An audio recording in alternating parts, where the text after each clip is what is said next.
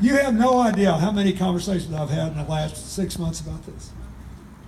A few weeks ago, I went to buy a pair of jeans from a lady that in a little town north of where Hillary and I live in New York. And I knew she had a son that just graduated from one of the state universities. And I said, "How's your boy doing?" And she swelled with pride and said, "Oh, he graduated, he has good grades, and he's going to get a good job." I said, "Does he have any debt?" She said, "Yeah, quite a bit." "What's the interest rate?" 9%. I said, "Do you have a home mortgage?" She said, "Sure I do." I said, "Did you refinance it when interest rates went down?" She said, "Of course, didn't everybody?" "What's your interest rate?" "Less than 4%. First, a college loan is the only loan you cannot refinance. And that is wrong. It is unforgivable. If we let people do that, which Hillary wants to do, 25 million young Americans overnight would save more than $2,000 apiece on average, and those that own a ton of money would save a lot more. Second, she offers two options in her plan to pay the debt off. The average debt is somewhere around $25,000. Goes up a little every year, but give or take, that's within $1,000 of what it is. So her plan offers two options. If you want to get rid of the debt in a hurry, and you do 2 years in an AmeriCorps program, and then another year of any kind of public service, in addition to the pay, you get tax-free $23,500 to just throw against the debt. Now, if you can't do that, or you don't want to do that, or you graduated from medical school or law school and you owe $100,000 or $200,000, she offers another option.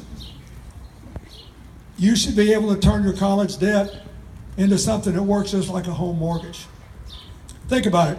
Everybody in this audience under 30 has a legitimate chance to live to be 100 years old, free of the worry of Alzheimer's or dementia because of biomedical advances.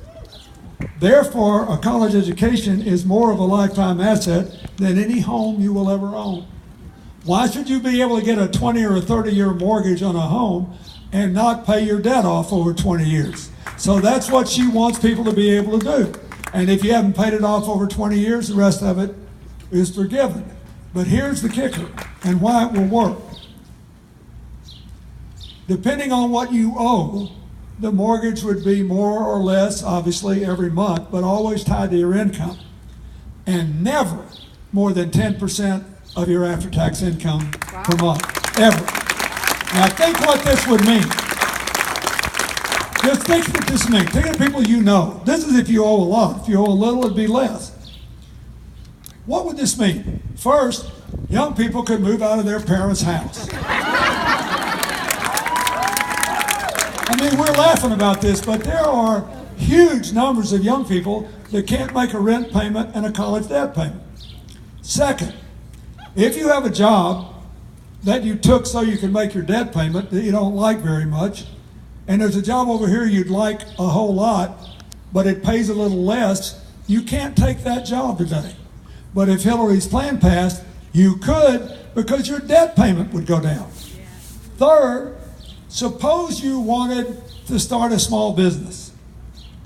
And keep in mind, 2/3 of our new jobs for the last 20 years have been created by small business people. Suppose you want to open an organic bakery.